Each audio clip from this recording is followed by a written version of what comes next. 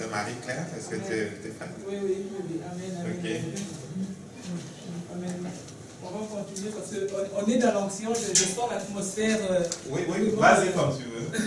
Seigneur, je te rends gloire. Je sens comme si je baignais dans quelque chose de vraiment merveilleux. Je ne sais pas si vous le sentez aussi.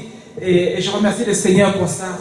Et je continue dans ce sens-là en disant que Dieu, lorsqu'il nous a choisis, parce qu'on a nous choisi, lorsqu'il nous a choisi pour faire de nous ses enfants, il a fait de nous une nouvelle créature. Nous sommes des citoyens célestes. La parole nous dit dans Apocalypse, je vais commencer dans Pierre, dans 1 Pierre 2, 29, il dit, dans 1 Pierre 2, 9, il dit, vous au contraire, vous êtes une race élue, un sacerdoce royal. Et comme il a dit le pasteur Yves tout à l'heure, un sacerdoce royal. Donc vous avez une mission royale. Un roi, ça proclame. Un roi, ça ordonne. Un roi, ça déclare. Et quand il établit quelque chose, personne ne peut le défaire. Personne ne peut le défaire. Même pas lui-même. Si nous prenons l'exemple de comment je dirais, de Esther, quand elle est devenue reine, c'est parce que lorsque le roi avait prononcé une parole alors qu'il était dans l'état sous pour prononcer qu'il va enlever sa femme, la reine, comment je dirais, je n'ai plus le nom par cœur, qui va enlever les orties de royauté parce qu'elle avait refusé de se présenter devant les convives, devant les invités. Il avait déclaré que désormais il ne serait plus sa femme. Après qu'il était plus sous, quand il a repris cet état, il ne peut même plus revenir sur sa propre parole. Lorsque le roi proclame quelque chose, la chose est décrétée, elle est accomplie, elle est proclamée. Et nous sommes tous des prêtres, nous sommes tous des sacrificateurs, nous sommes un peuple élu que Dieu a acquis. Et nous avons une mission. Cette mission-là, c'est de servir. On est serviteur de Dieu. Un sacrificateur est un serviteur de Dieu. Nous ne sommes pas n'importe quel serviteur. Amen. Parce que nous avons une certaine puissance en nous que Dieu nous a donnée. Il est écrit dans Apocalypse 1, verset 6, que Dieu a fait de nous un royaume de sacrificateurs pour Dieu son Père. À lui soit la gloire, la puissance au siècle des siècles. Dans Apocalypse 5, verset 10, il dit, tu as fait d'eux un royaume de sacrificateurs pour notre Dieu, ils régneront sur la terre. Donc j'aimerais que tu réalises, mon frère, ma soeur, que tu n'es pas n'importe qui. Tu n'es pas n'importe qui. Tel que tu es là, tu es élu, tu es choisi, et tu as une mission spécifique pour toi. Et il sait que tu es capable de l'accomplir. Il t'a donné tout ce qui est nécessaire pour que tu puisses être ce prêtre et ce sacrificateur qu'il attend de toi. Amen. Ça va commencer dans notre propre famille d'abord. Amen. La parole nous dit dans Acte 1, verset 8, mais vous recevez une puissance, le Saint-Esprit, survenant sur vous, et vous serez mes témoins à Jérusalem, dans la Judée, dans la Samarie, jusqu'aux extrémités de la terre. Jésus a donné ce mandat-là à chacun d'entre nous. Mon frère, ma soeur, tel que tu es, il n'y a rien que tu as en moins qui ne te permet pas d'accomplir ce mandat. Tu vas commencer par toi en tant que prêtre, en tant que sacrificateur. Mais Dieu aura besoin de toi après pour toucher ton voisinage, pour toucher ton quartier, pour toucher ta famille, pour toucher la province et pourquoi pas le monde. Amen. C'est une mission que Dieu nous donne. Malheureusement, des fois, il arrive qu'on n'arrive pas à accomplir cette mission. C'est comme s'il y a un blocage quelque part. Et on se dit, Seigneur, je suis ton enfant. Ça fait longtemps que je te connais. Mais comment ça se fait que dans ma vie chrétienne, j'ai peu de victoires? Mais comment ça se fait que dans ma vie chrétienne, il me semble que je n'avance pas aussi rapidement que j'aurais dû avancer? Mais comment ça se fait que j'ai l'impression que c'est les autres qui ont des victoires et moi, je suis en train de stagner? Des fois, on se pose des questions. Amen. Il y a beaucoup de chrétiens aujourd'hui qui sont confrontés, ils sont affligés, ils ont des problèmes. Et ils se sentent, comment je dirais, un peu résignés, un peu découragés en se disant, est-ce que je suis vraiment une bonne chrétienne? Est-ce que peut-être Dieu a choisi une certaine catégorie que moi je n'en fais pas partie? Mon frère, ma soeur, tu fais partie de cette catégorie-là qu'il a élue, qu'il a choisie. Tu es la bonne personne. Dieu a pensé à toi. Amen. Amen. Tu as tout ce qu'il faut. Lorsque nous acceptons Jésus-Christ comme étant notre Seigneur et Sauveur, il met en nous une mesure de foi que nous sommes capables d'utiliser. Chacun d'entre nous a une dose. Personne ne pourrait dire, moi je n'ai pas de foi. Dès que tu as eu l'Esprit de Christ, la nature de Christ est venue à toi. Et dans la nature de Christ, il y a cette foi que nous devons tous développer à travers des situations, à travers des combats que nous allons vivre, etc. Mais nous avons tous une même foi. Et cette foi-là, elle est capable de soulever les montagnes, comme Dieu l'a dit. Cette foi-là est capable d'accomplir des miracles et des prodiges. Cette foi-là est capable de faire de grandes choses que Jésus a Christ et même de plus grandes, comme il a dit. Amen. Alors, quand on regarde actuellement le monde, des fois on se dit, je n'y arriverai pas. Je ne suis pas capable. Et puis, il y en a d'autres qui disent, mais si je suis chrétien, je me suis fait poser cette question. Mais pasteur, je suis chrétienne, je donnais ma vie à Christ. Normalement, tout est censé être renouvelé. Si je suis une nouvelle créature en Christ, comment ça se fait qu'il y a encore des choses qui peuvent m'empêcher de m'accomplir?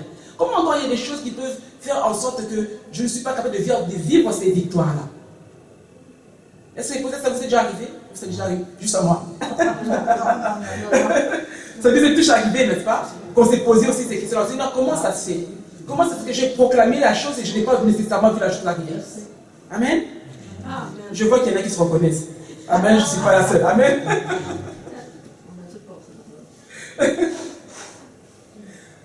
Je veux vous partager quelque chose qui est mon opinion personnelle. Amen. Lorsque il y a une différence entre le salut et la délivrance. Lorsque Dieu est venu et qu'il nous a rachetés, il a comme annulé le mandat de condamnation qui pesait sur notre vie. Désormais, on n'était plus condamné. C'est comme si tu vas voir un prisonnier qui est dans une cellule et que tu lui dis, désormais, la sentence qui était sur toi ne pèse plus sur toi. Désormais, tu n'es plus coupable. Mais si vous n'ouvrez pas la porte à ce prisonnier pour qu'il sorte, si vous ne coupez pas les chaînes pour qu'il puisse se promener, il va toujours être dans une certaine catégorie de limitation. Il ne pourra pas bouger, il ne pourra pas marcher, il ne pourra pas marcher, il ne pourra pas faire sa vie. La différence est là, entre le salut et la délivrance est un peu près ça. Dieu nous a donné le salut. Notre esprit est régénéré. Et maintenant, il faudrait que certaines choses qui nous reliaient, que certaines œuvres de Satan qui nous reliaient, doivent tomber dans nos vies, afin que nous puissions avancer et prospérer désormais à tous égards. Amen. Amen. Je vais vous donner quelques exemples.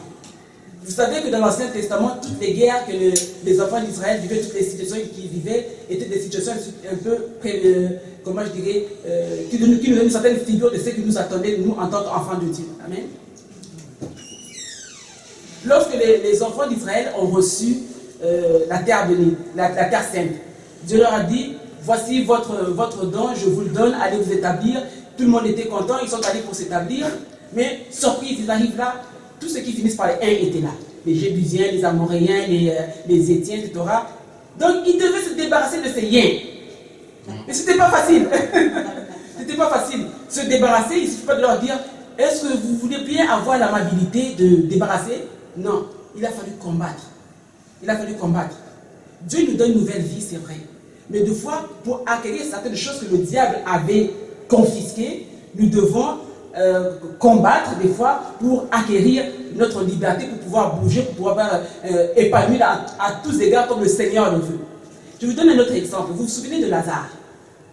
Lazare était mort, comme nous on était morts spirituellement. Jésus lui donne la vie, lui redonne la vie, de la même façon qu'il nous a redonné la vie. Quand il a dit Lazare sort, Lazare est sorti. Est-ce que Lazare pouvait bouger? Non. Pourquoi? Il était dans les bandelettes, il était lié. Et c'est ce qui arrive de fois lorsque nous on accepte Jésus-Christ de Nazareth comme notre Seigneur et Sauveur. Il nous donne la vie, nous recevons la nouvelle vie. Mais des fois, il y a des bandelettes qui doivent tomber. Il y a des chaînes qui doivent être brisées. Il y a des liens qui doivent être coupés afin que nous puissions rentrer pleinement dans le plan que Dieu a formulé pour nous. Afin que nous puissions désormais être des vrais sacrificateurs, jouer notre rôle de sacrificateur de façon efficace. Amen. Je vous donne un autre exemple. Mais cet exemple, c'est les choses que nous pouvons nous constater de nous-mêmes. Nous savons tous que lorsqu'un enfant naît dans une famille, il ne peut pas nécessairement accomplir toutes les choses que ses grands frères ou grandes soeurs peuvent accomplir dans la famille. Nous avons tous des rôles, je ne sais pas comment ça se passait dans votre famille, nous pouvons tous avoir des partages de tâches familiales, etc. Et nous devons tous, comment je dirais, avoir une certaine responsabilité au niveau de la famille pour la protection de la famille ou pour soi-même. Dans la famille de Dieu, c'est presque pareil. Tous les enfants qui naissent dans la famille de Dieu naissent à un certain état et doivent aussi grandir. Et des fois, nous devons affranchir, nous devons confronter certaines réalités que nous ne sommes pas nécessairement capables d'affronter. Et des fois, nous faisons beaucoup d'erreurs.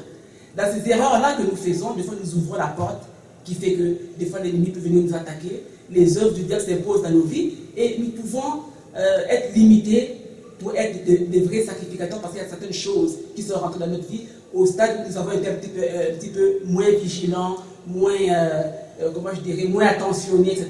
Ou par ignorance, simplement, nous avons fait des choses que nous n'aurons pas dû faire. Donc, ça c'est juste pour dire qu'effectivement, même quand on est enfant de Dieu, il peut arriver qu'on ait des problèmes. Amen. Personne n'est exempté de ça. Tout le monde passe par des problèmes. Celui qui ne passe pas de problèmes, sauf qu'il est un enfant de Dieu, soit qu'il n'est pas un enfant de Dieu, soit alors il a un problème, c'est peut-être qu'il coopère lui-même avec l'ennemi. Parce que dès que tu es un enfant de Dieu, l'ennemi va automatiquement t'empêcher de bénéficier de tout ce que Dieu a disposé pour toi. Automatiquement. Que tu le veuilles ou que tu ne le veuilles pas. Amen. Alors, nous allons voir quelles sont les œuvres que le diable utilise pour asservir dans nos familles, dans nos vies. Amen. Parce que Dieu veut que nous puissions être des sacrificateurs, des prêtres dans nos familles. Mais des fois, on n'est pas capable d'accomplir ça. Pourquoi? Parce qu'il y a certaines choses qui font qu'on est limité. Alors, qu'est-ce qui fait que nous puissions être limités? Alors, je vais vous poser la question, est-ce que vous pouvez me dire c'est quoi les œuvres du diable? C'est quoi les œuvres du diable? C'est limiter Dieu, de faire le singe pour penser qu'une chose nous fait du bien, alors qu'au bout du compte, ça nous fait du tort. Oui. C'est bon, c'est une partie de la réponse. En fait, on peut résumer ça en 3 mots. La parole de Dieu nous dit que Dieu est venu pour apporter une vie d'abondance. Est-ce que je vais faire ça ici? Dans Jean 6, 10. Il est venu pour égorger, détruire et tuer, c'est ça? Jean 6 dit qu'il est venu pour qu'on ait la vie en abondance. C'est ça. Le voleur ne vient que pour voler, pour détruire, pour tuer. Exactement. Bon. Laissez-moi retrouver mon verset, ce serait pas long. Ça complète celui que le pasteur vient de nous donner. Mais excuse-moi, oui. Des fois, une personne, moi, il y a quelqu'un qui m'a déjà dit ça, moi, je priais le bon Dieu là, pour avoir quelqu'un dans ma vie, c'est lui qui l'a mis sur mon chemin, puis Dieu a répondu à ma prière, ben oui, tu sais, c'est qu'au début, ça lui fait du bien de rencontrer cet homme-là, parce qu'elle avait besoin d'une présence, puis elle demandait vraiment à Dieu un conjoint dans sa vie, un grand amour. Et au bout du compte, quelques mois ou quelques 2 ans après, c'était plus le grand amour, c'était quasiment le gars en personne. Comprends-tu? C'est des illusions que Satan, il te fait croire que c'est ça qui est bon pour toi, le Seigneur t'envoie quelqu'un, il écoute ta prière. Mais tu sais, il fait le singe. Pourquoi le Satan est capable de faire ça? Parce qu'il est encore dans ce monde. Il n'est pas encore lié définitivement. Amen. Étant donné qu'il n'est pas encore lié définitivement, il est capable de nous attaquer, d'attaquer nos familles. Les œuvres du diable se limitent en 3 mots. La maladie, la misère et la mort spirituelle. Et c'est de ces 3 choses-là que Jésus est venu nous sauver. On dit que Jésus est venu pour détruire les œuvres du diable. Il est venu pour détruire les œuvres du diable. Et les œuvres du diable, c'est la maladie, c'est la misère et c'est la mort spirituelle. Amen. Si on prend Apocalypse 12, verset 9, ça nous dit, je vais le lire, et il fut précipité le grand dragon, le serpent ancien appelé le diable et Satan. C'est lui qui séduit toute la terre. Il fut précipité sur la terre et ses anges furent précipités avec lui. Donc c'est clair et net ici, on n'est pas seul. Amen. Satan est ici. Il est le prince de l'air. C'est lui qui règne. Et tant que lui, il règne dans ce monde et il sait que nous sommes le peuple, les enfants de Dieu, il a une haine acharnée. Quand je dis acharnée, c'est vraiment acharné contre nous. Même si tu dis, moi je préfère l'ignorer. L'ignorer n'efface pas l'existence de Satan. Amen. Quand on est athée, est-ce que ça fait en sorte que Dieu n'existe pas? Non, Dieu est là quand même. Que tu veuilles croire en Dieu, que tu ne veuilles pas croire en Satan, ça n'empêche pas que ces 2 royaumes existent quand même. Et ces 2 royaumes-là influencent notre vie. Amen. Alors, ça nous dit que Satan a été précipité. Il a été précipité où? Ici. S'il a été précipité, c'est-à-dire que maintenant il est là. Maintenant il règne. Et nous ne devons pas ignorer ça. Parce que la Bible nous dit de ne pas ignorer les desseins de l'ennemi. Amen. Alors, ces œuvres servent à faire quoi? Simplement amener le chaos dans notre vie, la destruction dans notre vie. Il sait, il connaît sa fin. Lui, il sait qu'à la fin de temps, il sera enchaîné et va être précipité dans les abîmes sans fond. Mais il ne veut pas aller seul. Il veut aller avec le plus de gens possible. Le plus de gens possible. Mais la bonne nouvelle dans tout ça, c'est que Jésus est venu pour détruire les œuvres du diable. Il est venu pour détruire les œuvres du diable. Et pour détruire les œuvres du diable, il doit passer par, par nous, en imposant le royaume de Dieu, en imposant la puissance de Dieu sur terre, il fait reculer les ténèbres. Amen. Et pour ça, il a besoin de nous, des sacrificateurs. Il a besoin de nous, des prêtres, pour accomplir la mission qu'il nous avait laissée. Amen. Dans Luc 4, verset 18, ça dit: l'Esprit du Seigneur est sur moi, parce qu'il m'a oint pour annoncer une bonne nouvelle aux pauvres. Il m'a envoyé pour guérir ceux qui ont le cœur brisé. Je m'excuse, il faut que je prenne les lunettes.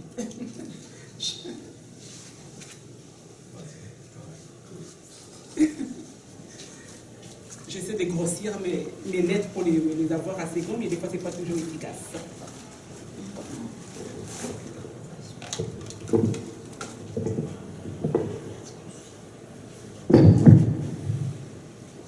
Bon, je vois mieux. Alors, l'Esprit du Seigneur, Luc 4, verset 18, l'Esprit du Seigneur est sur moi parce qu'il m'a oint pour annoncer une bonne nouvelle aux pauvres. Il m'a envoyé pour guérir ceux qui ont le cœur brisé, pour proclamer aux captifs la délivrance et aux aveugles le recouvrement de la vue, pour renvoyer libres les opprimés. Ça, c'est la mission de Dieu. Ça, c'est, instaurer le royaume de Dieu sur terre, afin que la puissance de condamnation, la puissance de Satan puisse, reculer dans nos vies. Amen. Jésus est venu pour annuler le règne de Satan et imposer le règne de Dieu, afin que nous puissions être libres. Parce que là où nous étions prisonniers, nous sommes censés recevoir la liberté. Là où nous étions aveugles, nous sommes censés recouvrir la vue. Et si nous étions opprimés, nous sommes censés recevoir la liberté de toute cette oppression. Alors, comment Jésus est venu pour chasser la pauvreté? Parce que la pauvreté, c'est la conséquence, du péché, n'est-ce pas? C'est la conséquence de ce que le diable a emmené dans la vie. C'est l'effet c'est la conséquence du péché que Adam et Ève ont introduit dans le monde et qui a fait que nous sommes retrouvés dans cette situation-là. Dans Deutéronome 15, verset 4 à 5, je ne vais pas le lire, on voit que Dieu avait promis aux Juifs que s'ils étaient obéissants, ils ne subiraient pas la pauvreté. Ils allaient avoir une bénédiction dans leur vie. Amen. Mais le diable, lui, quand il est venu, il a mis la pauvreté dans les gens à travers l'injustice sociale, à travers l'oppression, à travers la domination des plus faibles sur les plus forts, à travers la famine, etc. Tout ça, c'est le diable qui a emmené ça dans ce monde. Alors Jésus, lui, il est venu, il a renversé la pauvreté, il a prouvé ça en nourrissant les foules. Vous vous rappelez les 5000 pains, les 5000 personnes qu'il a nourries. Il a nourri les foules, mais il a annoncé la bonne nouvelle pour nous nourrir aussi spirituellement. Donc Jésus est venu pour délivrer les pauvres, pour éradiquer la pauvreté dans ce monde. Par rapport à la maladie, il est venu ici pour apporter la guérison. Alors, le péché, on peut engendrer la maladie dans la vie de quelqu'un. Dieu avait promis aux enfants d'Israël que s'ils étaient obéissants, ils ne subiraient pas la pauvreté, mais ils ne subiraient pas aussi la maladie. À chaque fois que les enfants d'Israël avaient été désobéissants, une des conséquences, c'est qu'ils avaient souvent la lèpre. Vous vous rappelez, quand vous regardez un petit peu l'Ancien Testament, ils étaient souvent frappés par la lèpre, ils étaient souvent frappés par la maladie. Ça, c'était une des conséquences du péché que le diable avait emmené dans la vie des gens. Amen. Donc le péché est souvent relié avec la maladie. Ça peut causer la mort prématurée, mais Jésus est venu pour renverser encore les effets de la conséquence de cette désobéissance. La preuve, c'est qu'il a guéri les personnes, il a guéri les lépreux, il a ressuscité les morts. Amen. Et il s'attend à ce que toi, tu puisses être capable de le faire, mon frère, ma soeur. Il est venu pour délivrer les prisonniers, Jésus. Alors la mission ultime de Jésus, c'était d'expier nos péchés, de renverser toutes les conséquences de ces péchés-là. Ce qu'il a fait pour nous le prouver, c'est qu'il a chassé les démons. Amen. Il a chassé les démons et il nous donne le mandat de pouvoir le faire. Guérissez les malades, purifier les lépreux, chasser les démons. Tout ça, c'est notre mandat en tant que sacrificateur. Amen. J'essaie d'aller vite parce que je vais en arriver à un autre point qui est qui est un peu plus long, et en ce moment je passe un peu vite. Alors, concernant l'oppression, la parole de Dieu nous dit qu'il est venu pour guérir ceux qui ont le cœur brisé, n'est-ce pas? Il est le consolateur par excellence. Jésus est venu apporter un message de grâce, d'amour, pas de condamnation. Contrairement à ce que les pharisiens, les scribes annonçaient au peuple, des condamnations et des lois qui étaient en train de restreindre leur vie spirituelle, etc., Jésus est venu annoncer, comment je dirais, un esprit de grâce de la part du Seigneur. Marc 10, verset 5 dit, « Car le Fils de l'homme est venu, non pour être servi, mais pour servir et donner sa vie comme rançon. » De nouveau, c'est lui qui a donné sa vie pour rançon pour nous, c'est-à-dire qu'il n'y a aucun fardeau que nous sommes censés porter. Si nous portons un fardeau qui est trop lourd à porter, c'est que ce fardeau-là ne vient pas de Christ. C'est que ce fardeau-là vient de l'ennemi. Amen. Parce que le fardeau de Christ, la parole de Dieu nous dit qu'il est léger et nous sommes capables de le supporter. Alors nous étions opprimés dans l'esclavage du péché et Dieu nous a fait la grâce de nous délivrer. Maintenant, qu'est-ce que Dieu s'attend de nous? Il veut qu'on le suive, il veut qu'on marche dans ses voies et il nous donne le Saint-Esprit pour qu'avec le Saint-Esprit, nous puissions être capables d'accomplir notre mission. Selon Matthieu 10, verset 8, il dit « Guérissez les malades, ressuscitez les morts, purifiez les lépreux, chassez les démons. Vous avez reçu gratuitement, donnez gratuitement. » Et moi, je pense que dans cette salle, tout le monde est capable de le faire. Est-ce que tu le crois, mon frère, ma soeur? Amen. Tout le monde est capable de le faire. Ce n'est pas réservé à une certaine catégorie de personnes. C'est réservé aux prêtres et aux sacrificateurs. Et nous tous, dans cette salle, nous sommes tous des prêtres et des sacrificateurs. Amen. Amen. Maintenant, nous allons voir de façon un peu plus détaillée comment on fait pour reconnaître les œuvres du diable dans nos vies. Comment on fait pour reconnaître qu'on est asservi, qu'on est attaqué, qu'on a des problèmes. Comment on fait pour reconnaître les symptômes des œuvres du diable dans nos vies? La plupart du temps, c'est juste l'observation simple. L'observation simple. Amen. Amen. Les gens qui font des dépressions, des maladies, qui ont toujours des idées noires, des gens qui font des cauchemars dans lesquels ils sont toujours attaqués, poursuivis. Tu cours, tu te réveilles, tu sursautes, tu ne sais pas d'où tu viens, mais tu es allaité, tu as même peur de redormir après. Les gens qui ont des dépendances de toutes sortes, l'alcool, le sexe, les jeux, les téléromans. Vous allez peut-être me dire, ah oui, mais c'est la télévision. Oui, Dieu n'interdit pas la télévision, vous avez droit à la télévision. Mais quand tu deviens, comment je dirais, un peu addict, entre guillemets, tu n'es plus capable de te passer d'un épisode. Il faut absolument que tu l'enregistres pour que tu puisses avoir la suite. C'est-à-dire qu'il y a quelque chose qui ne va pas quelque part. Tu es devenu esclave de quelque chose. Amen. C'est-à-dire que tu ne domines plus sur cette chose-là. La chose te domine désormais. Amen. Quand tu n'es plus capable de te passer de nourriture, tu dis, Seigneur, je me mets à part pour toi. Cette journée, je vais prier et jeûner. Pas nécessairement pour accomplir quelque chose de miraculeux, mais simplement pour dire, Seigneur, je vais être en connexion avec toi, Seigneur. J'aimerais que tu me parles. Mais si tu n'es pas capable, que tu jeûnes, tu dis, bon, je ne suis pas capable, je vais aller faire des va-et-vient au frigo de temps en temps, je ne sais pas comprendre. Si la nourriture te domine, c'est que tu es esclave de la nourriture. Amen. Si l'alcool te domine, tu n'es pas capable de t'en passer, que tu deviens alcoolique, tu n'es pas capable de te contrôler, c'est qu'en quelque part, tu es esclave des œuvres du diable. Amen. Si tu n'es pas capable de te passer des jeux vidéo, vous allez me dire, ah, c'est anodin les jeux vidéo, mais tout le monde a le droit de jouer. Oui, c'est vrai, jusqu'à une certaine limite. Le problème, c'est toujours la limite, n'est-ce pas? D'ailleurs, je vous donne un exemple. La Bible nous dit de ne pas nous saouler. Moi, j'ai vu des personnes qui me disent, ça veut dire que j'ai le droit de boire. Je dis, d'accord, c'est vrai. Mais est-ce que tu connais ta limite? Parce qu'une fois que tu ne connais pas ta limite et que tu dépasses cette limite-là, tu deviens joyeux. Tu regardes ton verre et la Bible dit que tu vois comme des bulles. Hein, ça tournoie. Tout à coup, tu te rends même pas compte que tu as dépassé la limite. C'est les autres qui vont se rendre compte. Et pendant cet état-là, pendant ce moment-là, le diable est capable de faire n'importe quoi au travers de toi, au travers de ta vie. Amen. Amen. Les gens qui vivent dans l'immoralité sexuelle, etc. Non, bon, après tout, bon, ne me jugez pas, laissez vivre à chacun, laissez Dieu juger, etc., etc. Je ne vous cacherai pas, oui, on est tous venus de quelque part. Et Dieu nous a menés jusqu'à un certain point où il a fait de nous des enfants de Dieu. Mais maintenant, c'est à nous de faire un effort de nous conformer. à vivre comme des enfants de Dieu. Amen. Donc quand je sais que si je mets le pas à cet endroit-là, je vous donne un exemple, j'ai vu une publicité hier qui disait qu'à Londres, ils ont créé un hamburger le plus pimenté au monde. Ça a déjà fait, je ne sais pas combien de victimes qui ont été envoyées à l'hôpital. Il n'y a encore eu aucun décès, heureusement.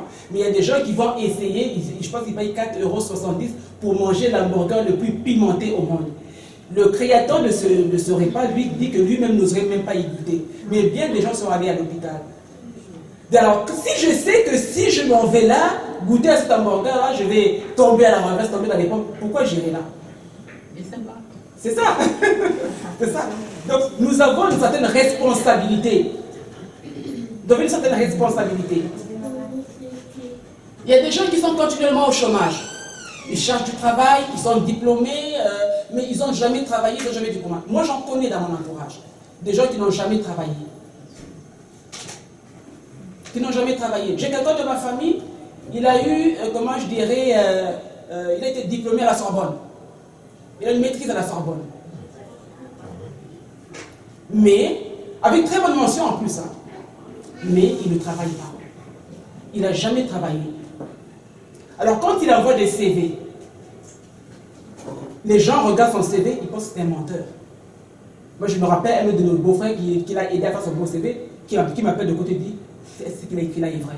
Je dis oui, ce qu'il a écrit là est absolument vrai. Mais comment ça se fait qu'il n'a jamais travaillé? Parce que quelque part, il est condamné.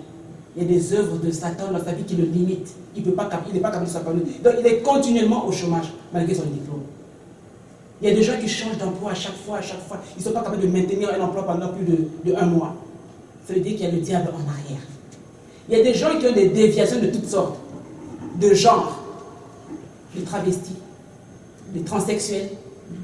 Récemment, j'ai lu encore sur Facebook, j'aime beaucoup Facebook, des fois tu apprends des choses que tu n'as pas nécessairement.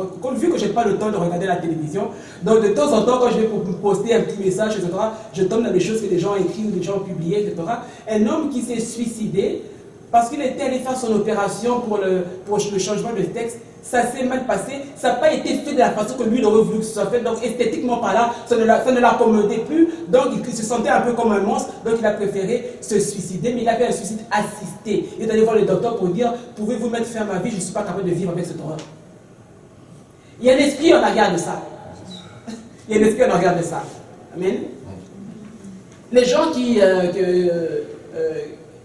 se disent, mais je me suis toujours senti femme alors qu'il a un corps d'homme. Je me suis toujours senti homme alors qu'il a un corps de femme. Pensez-vous que Dieu peut se tromper? Non. Dieu, quand il t'a créé, toi, ma soeur, il avait planifié toute la façon, il avait planifié de quelle façon il allait te créer. Et quand il t'a créé, il a trouvé une très belle créature. Amen. Dans toutes les choses que Dieu a créées, dans toute la création, Dieu a proclamé. Il arrive à toi, il dit non, je ne vais pas juste proclamer. Je vais m'assurer que tout soit parfait. Et il a pris le temps de te créer, de te façonner comme il faut. Alors, mais si quand tu regardes dans le miroir, tu dis Dieu a raté ça, Dieu a raté ça, Dieu a raté ça, Dieu a raté ça. Ça, c'est l'ennemi qui te fait dire ça. Ça, c'est la conséquence des œuvres du diable. Amen. Les gens qui sont toujours en pitié de soi. En pitié de soi. Ils ne sont jamais consolables. Pauvre moi. Vous ne savez pas ce que moi je vis. Ils sont les seuls à subir la misère dans ce monde. Il faut avoir plus de temps pour eux que pour d'autres personnes.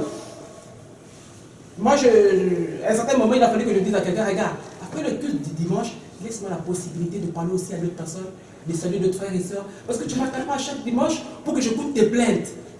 Malgré les prières, malgré les... à un moment donné, le pitié de soi, ça ne fonctionne pas, ça n'a résolu aucun cas.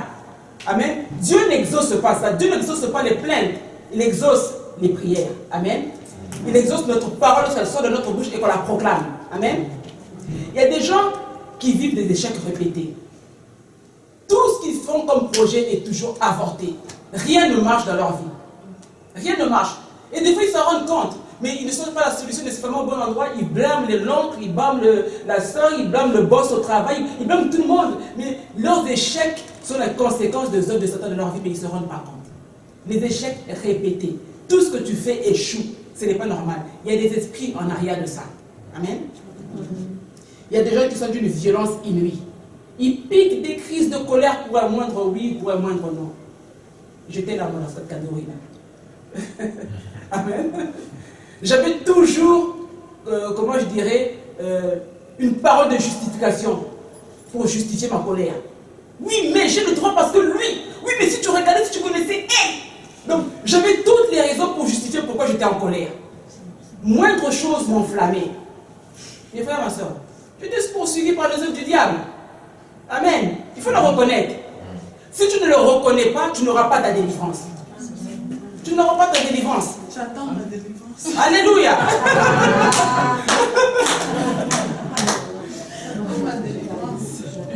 Amen. Les gens qui piquent de colère, des crises de colère pour un moindre, oui, ils sont plus parlables. Il faut porter des gants blancs pour leur parler. Tu ne sais pas tellement quel mot leur dire. Peut-être que tel mot va faire qu'il va s'enflammer, il va l'interpréter de telle façon. Tu lui dis bonjour, il dit ah, tu as dit bonjour parce que tu m'as regardé de telle façon et tu as jugé que. Alors que toi, tu n'avais, c'était simplement un bonjour normal, bénin. Amen. C'est parce que ce n'est pas la personne, ce n'est pas le frère, ce n'est pas la sœur. Il y a un esprit là en arrière. Amen. Tu arrives à ton travail, tout à coup, le boss te crée une situation que tu n'es plus capable de vivre. Tu deviens étouffé, tu dis, mais pourquoi il me déteste? Pourquoi il me hait? Pourquoi il m'a haï comme ça là? Et tu as envie de répliquer toi aussi par la colère, mais là, ça va être deux esprits qui se battent. Amen. Amen. L'esprit de colère. L'esprit de colère a fait que lorsqu'on a dit à Moïse de taper sur le rocher une fois, il a sa colère, il a tapé de force 2 fois. Et c'est ce qui fait qu'il n'a pas pu rentrer dans la terre promise. L'esprit de colère est très destructif. Les gens qui ont un esprit de colère, ils n'ont plus des amis autour d'eux. Les gens de famille n'ont plus confiance en eux. Ils se tiennent à l'écart. Lorsqu'ils rentrent dans la maison, les gens reculent. Les enfants vont se cacher. La femme se demande, mon Dieu, est-ce que je vais ramasser la volée? Qu'est-ce qui va se passer? Qu'est-ce qui va se passer? L'esprit de colère. Il y a des gens qui sont des célibataires endurcis. Des célibataires endurcis. Les gens qui disent, non, c'est par choix. C'est par choix, moi j'ai choisi de ne pas me marier. Après tout le mariage, c'est quoi? Après tout le mariage, c'est quoi? J'ai décidé de vivre en concubinage, puis vous n'allez pas me dire. Mais ça, c'est parce qu'ils ne savent pas qu'ils sont sous la prise de l'esprit de célibat. Un esprit de célibat qui fait que la personne n'est pas capable de se marier. Ou il a cherché, il a cherché, il a cherché, et il n'a pas trouvé, et désormais, il a, comment je dirais, adopté comme mode de vie. Et puis il commence à penser que non, c'est... Après tout, on est en 2014, hein. On est en 2014, on a le choix, là, on est libre là. La Bible était écrite quoi? Il y a 2000 ans, on est en 2014. Tout ça y est révolu. Non, c'est parce que la personne n'a pas eu de victoire par rapport à cet esprit-là dans sa vie. Et il s'est accommodé avec l'esprit. Tu ne peux pas accommoder un esprit. Un esprit est toujours destructeur. Tu ne peux pas l'accommoder. Même si tu es gentil avec lui, tu le caresses, il est dans ta vie, il est à l'aise. Mais non, non. Les démons, il faut être violent avec eux. Il faut les expulser, il faut les chasser. Il ne faut pas les caresser, il ne faut pas les dorloter. Amen. Amen.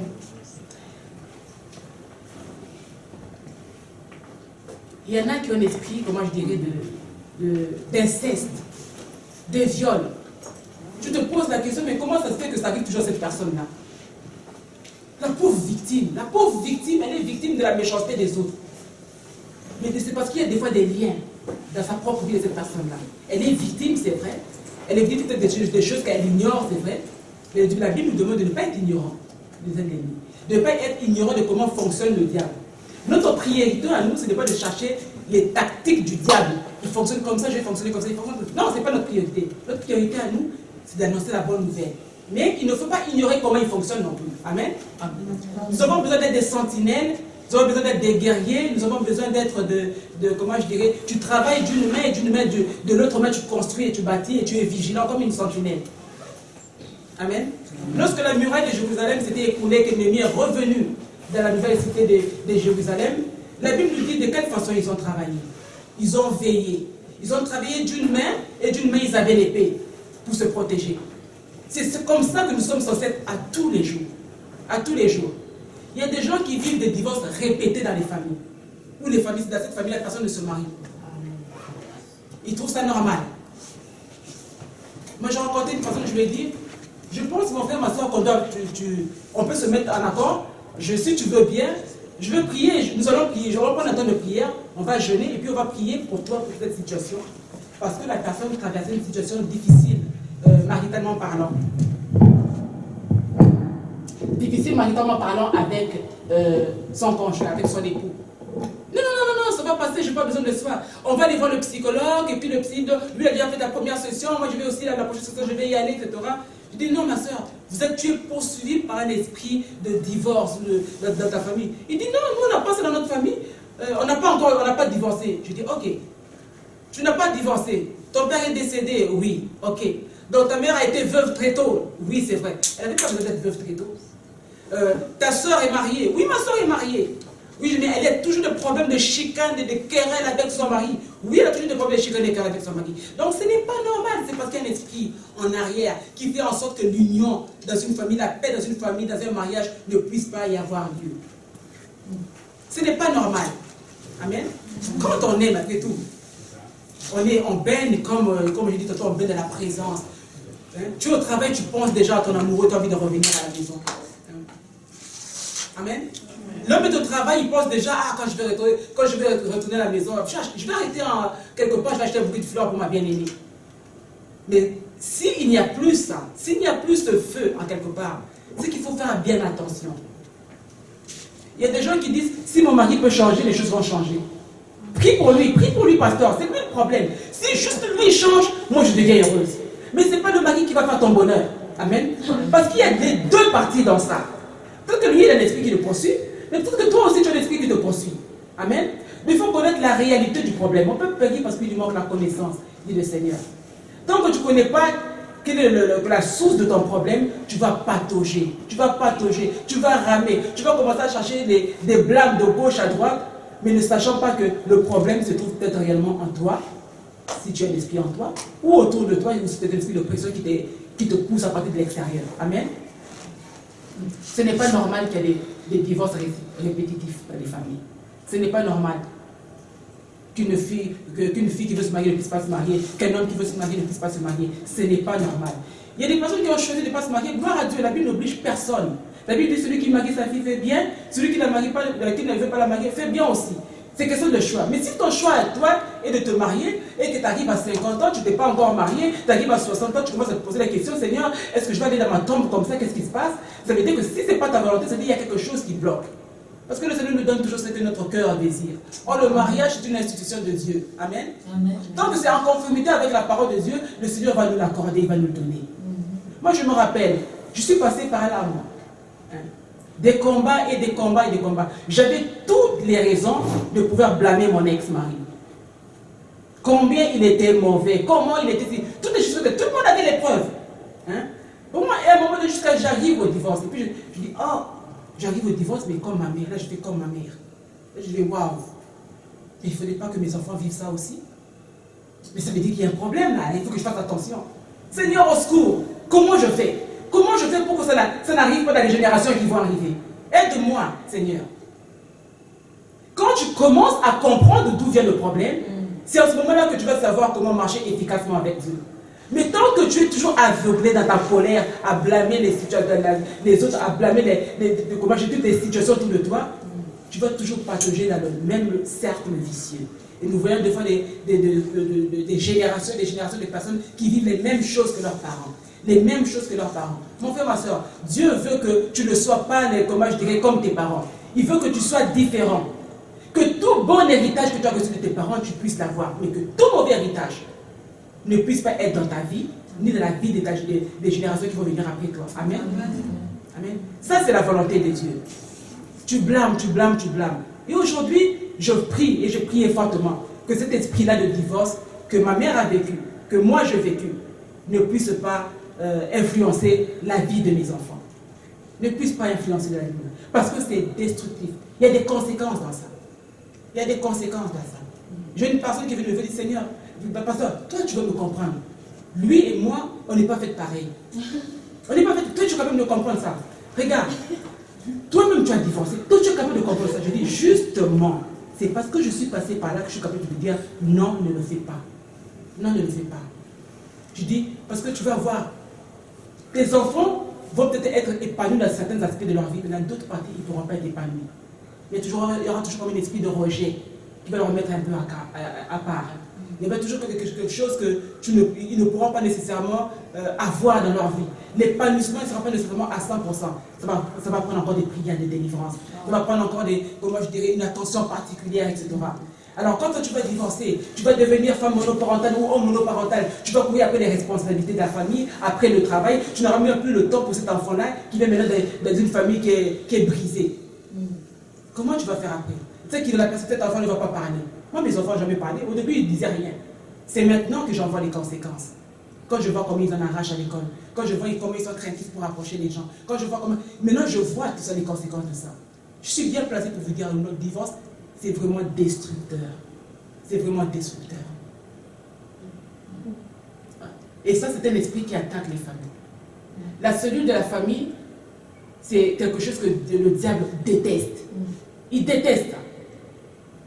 Il y a un monsieur qui rentre dans un avion.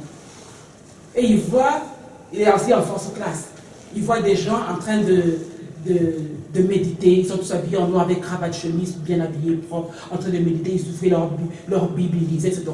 Et ceux qui disent, ah, je sais, c'est parmi les chrétiens. Seigneur, merci. J'ai en first class parmi des chrétiens comme ça. Vraiment, c'est... Merci Seigneur. Lorsque l'avion atterrit, et pendant qu'il se préparait pour pouvoir sortir de l'avion, etc., il parle à un et dit, vous êtes croyant, hein? Oui, oui, je suis croyant. Il dit, ah, moi je me sentais béni d'être à côté des hommes et des femmes de Dieu qui étaient en train de prier. Je ne même pas trouvé nécessaire de manger, c'était la première fois que je suis en forte classe, alors je profitais pour manger tout ce qu'on m'a présenté, etc. Vous allez dans quelle église? Oh, c'est qu'on va à l'église de Satan. Pardon? Pardon? Mais vous n'étiez pas en train de prier tout à l'heure? Oui, oui, oui, on est en train de prier, on est en train d'invoquer les esprits, de façon que toutes les villes sur lesquelles nous sommes en train de s'envoler puissent avoir des destructions dans les familles. L'autre qui dit, oh Seigneur, pardon, pendant ce temps-là, moi je mangeais. Et eux, ils étaient en train d'envoyer les malédictions dans les familles pour détruire les familles. Leur mission, ils ont rentré dans l'avion, c'est une compagnie, une ligne aérienne américaine, du point A au point B, ils savaient qu'en survolant ces territoires-là, s'ils pouvaient s'aimer la malédiction dans les paroles prononcées par la destruction, et leur mission était accomplie. Parce que la parole s'accomplit. Amen. La parole s'accomplit. Mais heureusement que notre parole à nous aussi s'accomplit. Amen. Amen. Donc il faudrait qu'on fasse attention à certaines choses. Il y a des familles où tout le monde se suicide. Un jour, j'ai appelé un agent d'assurance pour venir chez moi parce que je voulais acheter des assurances. C'est aussi un ami dont il me parlait, il m'a raconté les deux stratégies, et puis il nous disait que dans une certaine... Parce que lui, il est comme une maison de courtage, et puis il y a une personne qui l'a approché et qui lui a dit qu'il voulait acheter des assurances. Et il lui a demandé, je vais simplement te demander, en cas de suicide, la personne, comment je dirais, les bénéficiaires reçoivent l'argent dans combien de temps? Puis il me dit non, c'est-à-dire qu'il fallait que ce soit dans 2 mois. Si la personne se suicide ou meurt, comment je dirais, de façon pas correcte, avant les 2 mois, il n'y a pas d'indemnité. L'indemnité peut être reçue après les 2 mois que la personne a signé les papiers. Et ils ont signé la papier avec la personne et 2 mois après, la personne s'est suicidée. Il a attendu les 2 mois pour se suicider. Et quand ils ont vérifié un petit peu l'historique de la famille, dans cette famille-là, tout le monde se suicide. Tout le monde se suicide. Donc lui, il a attendu les 2 mois. Dans les 2 mois, il a acheté une maison, il a planifié, il a mis au nom de sa femme, il a payé tout ce qu'il fallait, tous les comptes, il a tout mis à zéro, donc il n'a rien dit à sa femme. 2 mois après, il s'est suicidé, comme la plupart des membres de sa famille. Il y a des envies, déjà parce qu'il y a des envies de meurtre. Tu as envie de tuer les autres, de te tuer toi. Tu te sens tellement rejeté, tu te dis à quoi ça sert de vivre? À quoi ça sert de vivre une vie où je suis toujours rejeté? Si je peux me tuer et puis tuer tout le monde. Alors tu le vois, qu'est-ce qu'ils font? Ils peuvent venir débarquer peut-être au collège à un moment donné là. Ils tuent sur les gens et puis ils essaient de retourner l'arme sur eux. Ou alors il se fait suicider, il se fait tirer par une certaine façon de se suicider aussi. Etc. Des envies de suicide, de meurtre. Ce n'est pas normal. Ça, c'est les œuvres de Satan. Amen. Il y a des familles où les gens meurent précocement. Précocement. 45 ans, il commence à avoir peur, il dit, il me reste 5 ans, parce que ma mère est morte à 50 ans, ma grand-mère est morte à 50 ans, ma tante aussi à 50 ans. Là, tu commences à avoir peur, ton corps commence à battre, tu risques même de mourir avant, mais vu qu'il y a une alliance qui a été faite, le diable te maintient encore jusqu'à tes 50 ans. Amen. Mon frère, ma soeur, nous ne sommes pas censés ignorer cela. Amen. Nous ne sommes pas censés ignorer. J'étais allé à une conférence à un moment donné à Montréal, et femme de qualité, et puis une personne est venue voir la pasteur pour lui dire, j'ai peur. peur, pourquoi? Il dit dans ma famille, tout le monde meurt à 50 ans. Et la semaine prochaine, ça va être mon anniversaire. Peux-tu prier pour moi? Peux-tu prier pour moi? Est-ce que c'est normal? La Bible nous dit que nous allons vivre de longs jours. On va être rassasié de jours. On va aller dans la tombe rassasié de vieux jours, comme nous dit la parole de Dieu. Lorsque tu meurs précocement, un accident peut arriver, mais que dans la famille, tout le monde meurt d'une certaine façon. C'est qu'il y a un problème là. C'est qu'il y a un problème. Je me rappelle lorsque je vivais en Afrique, à un moment donné, un de nos voisins de presque en face, à chaque fois qu'on arrivait, 1 ou 2 jours avant Noël, un enfant mourait dans cette famille-là. Un enfant mourait toujours 2 jours ou une journée avant Noël. Bon, dans les premières années, ok, bon, on a pleuré la personne, la deuxième année, on a pleuré. La troisième année, oh, qu'est-ce qui se passe là? Qu'est-ce qui se passe? Vous fêtez jamais Noël? Il y avait des alliances qui ont été faites. Jusqu'à un moment donné, je me rappelle, un groupe des jeunes est allé voir les parents, il dit, et si ça continue comme ça, nous, on va vous lyncher avant Noël. Cette fois-ci, c'est vous qui allez partir. Comment ça se fait que chacun de vos enfants meurt? Au lieu sur les 12 enfants que vous avez eus, il vous en reste pas beaucoup là. Comment ça se fait? C'est pas normal ça. C'est-à-dire qu'il y a des alliances qui sont faites. Amen. Mais tout ce que je suis en train de vous dire là se regroupe, comment je dis, se manifeste à travers certains esprits qui sont regroupés des fois par catégorie, et la liste est très longue. Mais je vais voir avec vous les esprits qui sont un peu le plus courants, qui attaquent un petit peu les gens. Amen. L'esprit de vagabondage. Cet esprit, quand tu es sous l'influence de cet esprit, tu as une vie qui est errante. Tu as un parcours qui n'est pas fixe, mais tu es toujours en quête de quelque chose. Tu entends dire qu'en Alberta, il y a du travail. Oh, je vais quitter Montréal, je vais en Alberta, je vais avoir du travail. Tu arrives là-bas, comme par exemple, l'usine de la ferme, tu n'es plus capable. Donc, tu vas chez un tel ami à Toronto. Tu ne peux plus, donc tu retournes à Montréal. Tu es toujours en train d'errer quelque part. Tu es un SDF, spirituellement parlant. Amen. Tu n'as pas de position fixe. Le vent t'emmène où il veut. Le vent t'emmène où il veut. Ce n'est pas normal. C'est qu'il y a l'esprit de vagabondage en toi. Tu n'es pas capable de t'établir, de t'enraciner quelque part. Tu n'es pas capable de t'enraciner dans une église. Tu n'es pas capable de t'enraciner, comment je dirais, avec tes amis. Tu changes des amis à tout bout de champ. Tu n'as pas d'amis fixes en quelque part. Tu as un esprit de vagabondage. Tu es une victime de cet esprit-là. Tu n'es pas capable de tisser des liens d'amitié à long terme. Tu es souvent victime d'escroquerie des gens. Ce qui fait que je n'ai pas capable d'avoir des relations vraiment convenables avec des gens. Tu es sous l'influence d'un esprit de vagabondage. Tu changes d'église à tout bout de champ. C'est toujours à cause du pasteur, ou la soeur qui ne t'a pas salué, ou parce que la musique n'est pas bonne, ou parce qu'il n'y a pas assez de gens. Toutes les raisons sont bonnes. La couleur des rideaux n'est pas belle, etc. Oui. C'est un esprit de vagabondage qui te pousse à errer. Amen. Il y a un esprit de mort aussi. Les hommes, c'est un des hommes forts qui a été identifié dans l'Apocalypse. Cet esprit est à la base radicalement de toutes les morts, comment je dirais, humaines ou spirituelles, etc. C'est lui qui est à la base de toutes les maladies incurables. Tu vas voir le médecin te dit, tu as le cancer. Je suis désolé, tu ne vas pas survivre, tu auras juste 2 mois, fais tes prières, fais ce que tu vas faire dans les 2 mois. Moi, je me rappelle, j'ai lu quelque part, toujours encore sur Facebook, là, une madame qui a poursuivi sa compagnie d'assurance parce qu'elle payait les assurances, et puis à un moment donné, elle a été atteinte du cancer, et puis elle devait prendre un médicament qui était très coûteux. Alors, dans sa compagnie d'assurance, on lui dit de toutes les façons, tu es condamné à mort.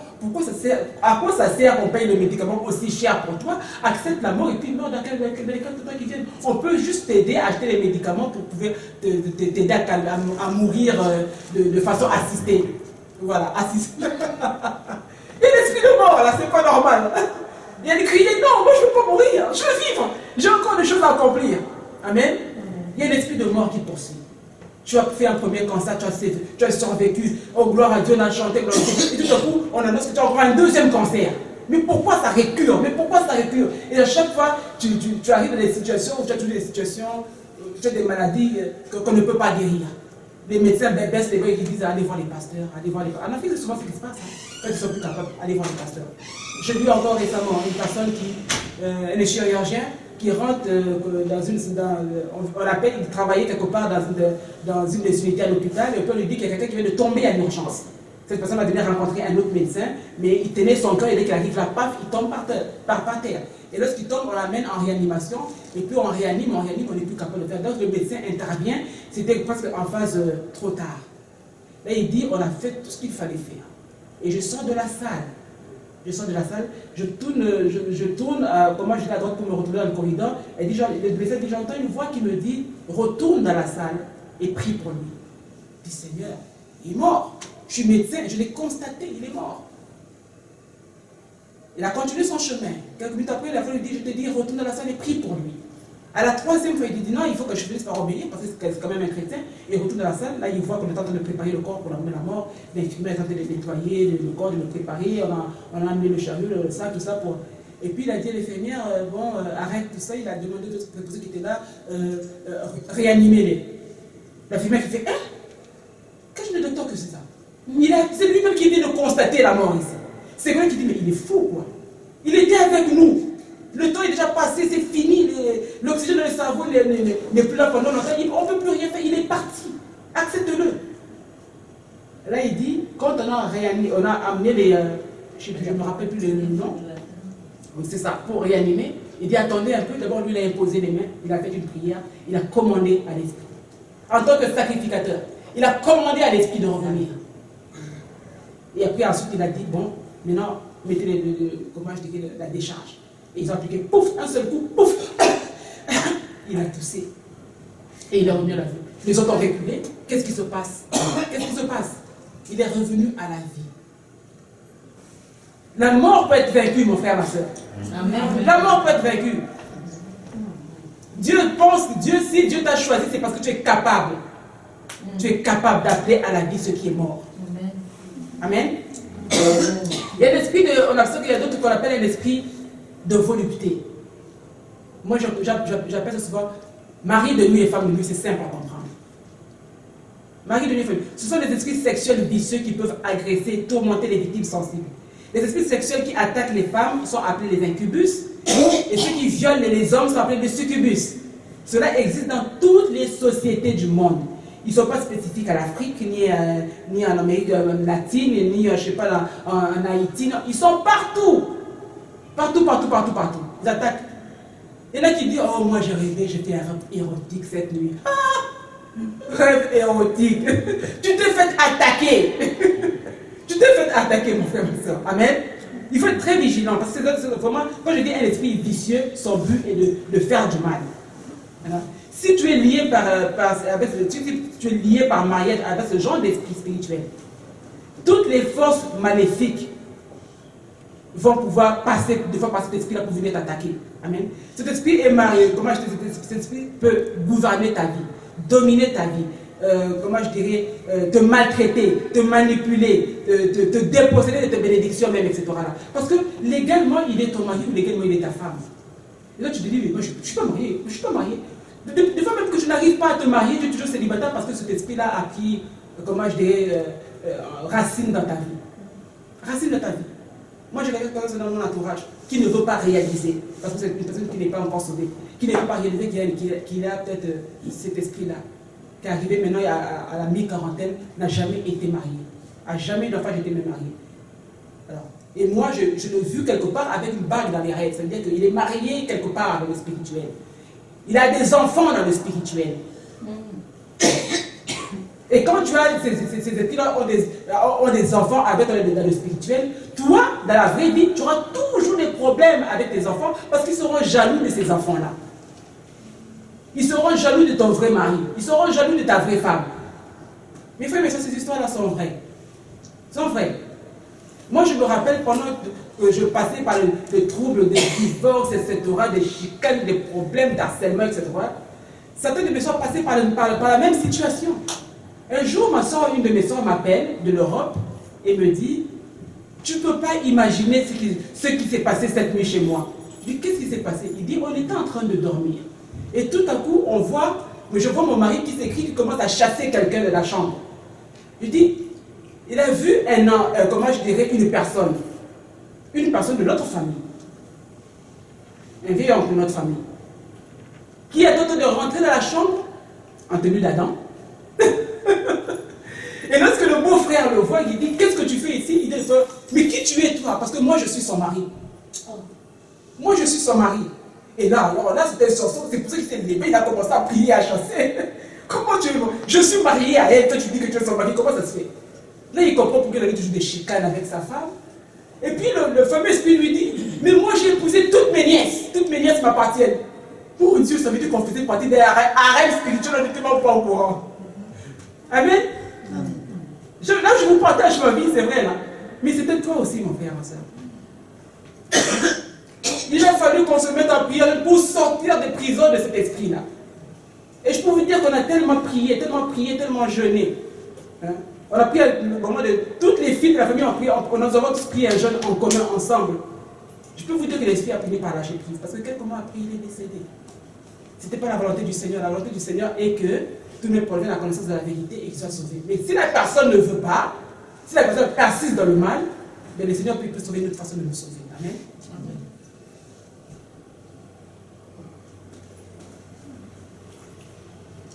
L'esprit d'assoupissement. Cet esprit cause la somnolence, la lourdeur.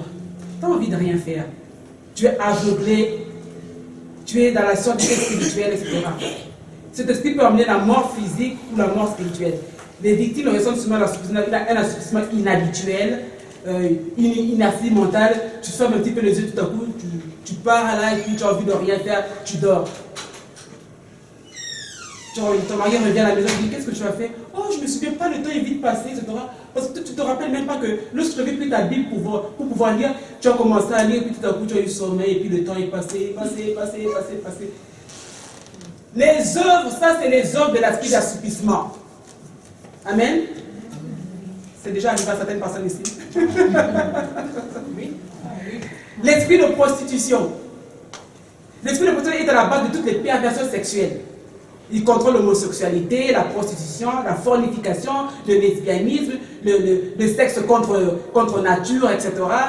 Les maladies vénériales, le flirt, la séduction, tout ça. Tout ça, c'est à la base de l'esprit de séduction. C'est à la base de tout ça, c'est l'esprit de séduction. Amen. On te dit non, mon frère, ma soeur, habite confortablement. Mais non. Moi, je suis en jupe, non? Moi, je n'ai pas mis une mini. Je regarde ma jupe, elle est longue. Et la jupe, là, elle est... Hein? Faisons attention. Des fois, je peux te dire, mais cette personne-là, cet homme-là, il est laid, mais toutes les femmes lui courent après.